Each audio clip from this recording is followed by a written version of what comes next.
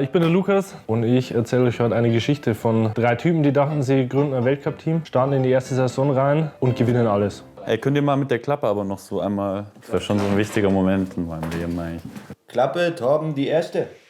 Servus, ich bin der Torben, ich bin Teamfahrer und auch Mitgründer mit David und Lukas zusammen.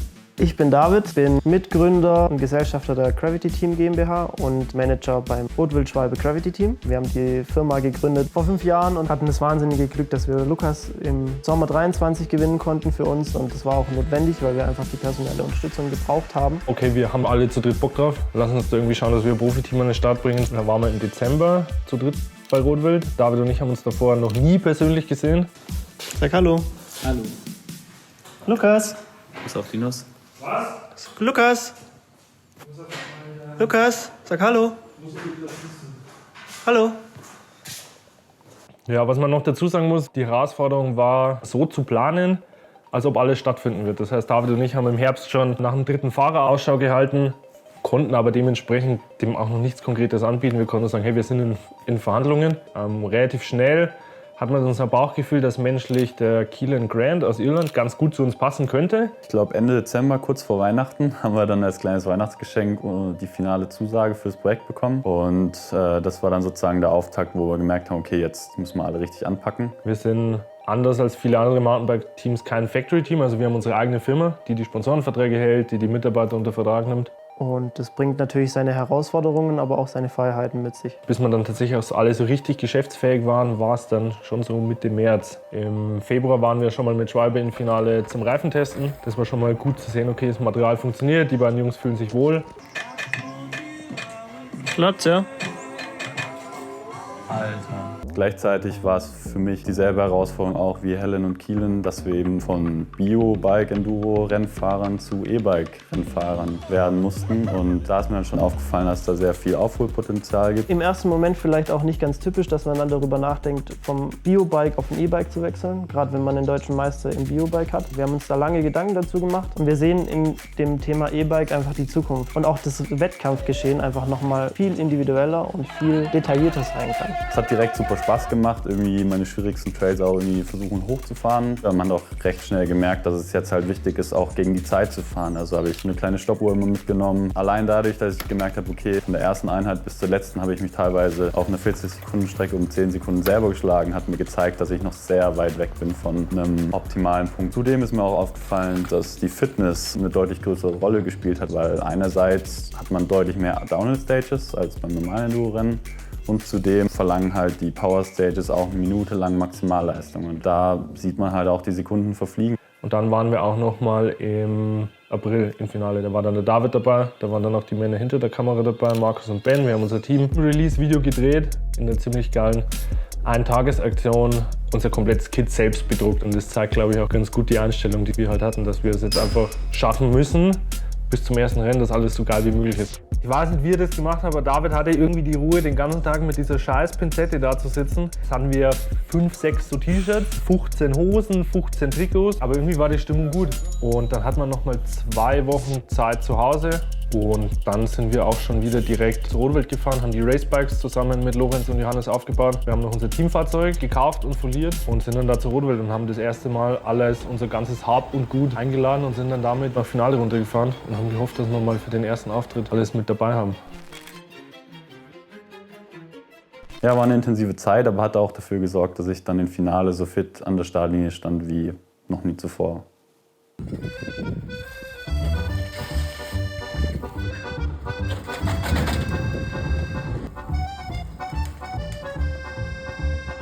Helen war auch vor Ort, obwohl sie immer noch verletzt war, wollte sie trotzdem den Auftakt auch mitnehmen. Von daher, die Stimmung war gigantisch und wir waren auf jeden Fall auch alle richtig stolz.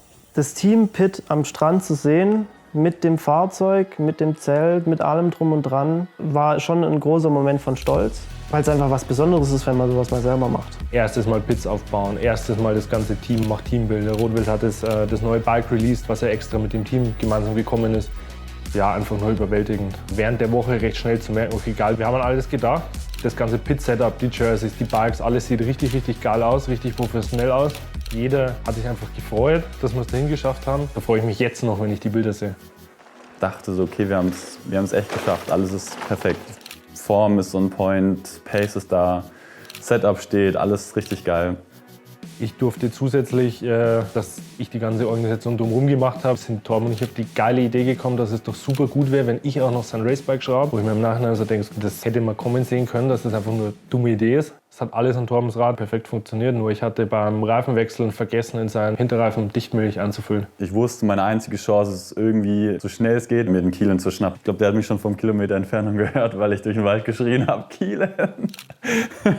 Der stand schon mit dem Tool parat und dann haben wir in 3 Minuten Reifen gewechselt, Kette wieder drauf und alles eingestellt. Kielen hat seinen Start erwischt. Ich bin zum Start hingerannt und direkt in die Stage reingerollt. Ja, Kielen und ich hatten bis zu dem Zeitpunkt noch nicht so viel Zeit miteinander verbringen können, einfach nur auf den Trainingslagern. Da gab es auch immer viel zu tun. Aber gerade in so einer Situation merkt man auch gleich, auf wen man sich einfach richtig verlassen kann, weil Kielen hätte genauso gut seinen Start verpassen können, hat aber nicht gezögert, da bis zur letzten Sekunde mir zu helfen. Von daher war es auf jeden Fall auch ein Rennen, was uns alle zusammengeschweißt hat. Wir haben auf jeden Fall beim ersten Rennen direkt gemerkt, okay, wir sind auf einzelnen Stages absolut konkurrenzfähig. Und das war so unsere Aufgabe eigentlich für die ganze Saison, positive Ergebnisse zum Gesamtbild zusammenzubauen. Und so bin ich dann etwas übereifrig, auch mit sehr vielen Emotionen in die letzte Stage reingefahren. Dachte, jetzt will ich irgendwie einfach fürs Prinzip nochmal einen absoluten Banger von Stage raushauen. Ich wusste, DH-Man liegt mir sehr gut und bin einfach viel zu schnell gefahren und bin dann mit der Schulter in den Steinhaufen eingescheppert und habe mir für den nächsten Weltcup noch ein gutes Andenken mitgenommen. Come on. You got this. Ich glaube, bis einen Tag vorm Training habe ich mein Fahrrad nicht angefasst, weil ich ziemlich Schmerzen hatte noch. Polen an sich war komplett neue Venue, was immer ein bisschen schwierig ist, weil du logistisch halt keinen Plan hast, was wo passiert. An sich aber extrem gute Veranstaltung, super gut organisiert, super viele Fans, super gute Stimmung. Crank Brothers haben uns dann zum Glück in Polen mit Downhill-Felgen ausgestattet, die sie von anderen Downhill-Teams abgezogen haben. Also da die Kameradschaft zwischen den Teams zu spüren, war auch super schön und dass man auch einfach als Neuling so gut aufgenommen wird, so respektiert wird gleich von Anfang. Ich habe auch das Gefühl gehabt, dass das direkt das perfekte Terrain für unser Bike war. Insofern war der Bock halt auch wieder da. Und ja, ich glaube, der Kielen ist einfach ein sehr empathischer Mensch, weil ich glaube, er hat so mitgefühlt mit meiner verletzten Schulter, dass er sich im Training dann auch gottlos irgendwo eingekachelt hat und sich seine Schulter auch noch verletzt hat. Er ist nicht jemand, der sehr gern seine Emotionen zeigt. Wenn er sich freut schon, aber wenn es ihm schlecht geht, wird er eigentlich meistens nur ruhig und sagt nichts. Da hat er dann einmal gesagt, I am not well.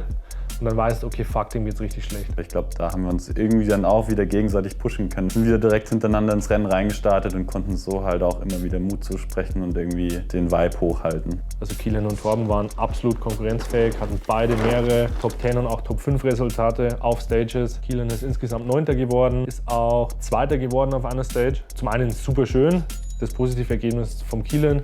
Auf der anderen Seite ist Torben auch gecrashed, hat mich dann angerufen und dann ist er mit zerrissenem Trikot im Straßengraben gelegen im Schatten und hat darauf gewartet, bis ich ihn abgeholt habe. Die letzte Stage vom ersten Loop war auf der Downhill-Strecke vor Ort. Und das war definitiv die so am meisten gescheppert hat. Aber irgendwie hat die mir auch den meisten Reiz gegeben, weil die schon gut ausgebombt war. Das heißt, ich habe nochmal richtig fliegen lassen und dachte so, jetzt bin ich wieder voll mit dabei. Und gerade im untersten Drittel habe ich dann wohl irgendwo einen Stein leicht übersehen und hat es am Hinterrad Knacks gemacht und die Felge war kaputt. Und die Felge ist bei einem Enduro-Rennen das Teil, was man auf keinen Fall austauschen darf. Zeitstrafe sind 5 Minuten, also für mich war klar, der Tag ist auch wieder zu Ende. Und da habe ich meinen ersten großen Fehler der Saison begangen. Und zwar war ich sehr emotional wieder auf meinem Fahrrad und ich dachte so, okay, jetzt muss ich es mir trotzdem irgendwie beweisen, dass ich schnell Fahrrad fahren kann und ein paar Punkte fürs Overall zu sammeln. Und dementsprechend bin ich jetzt so zurückblickend schon etwas über meinem Limit auf den Stages unterwegs gewesen und habe mich nach 2 sehr guten Stages, die ich da auch hatte, abgelegt und bin mit dem Kopf in einen Steinhaufen reingefallen. Torben gecrashed im Rennen, Kielen gecrashed im Training. Ich war an einem Punkt, wo ich schon sehr stark überlegt habe, okay, macht es jetzt Sinn, weiterzufahren? Ja, war ein Frack. Und auf einmal hört es sich an, als würde irgendjemand mit einem Maschinengewehr auf ihn schießen. Bin dann über die Sitze gesprungen und habe mich hinten unten im Fußraum versteckt.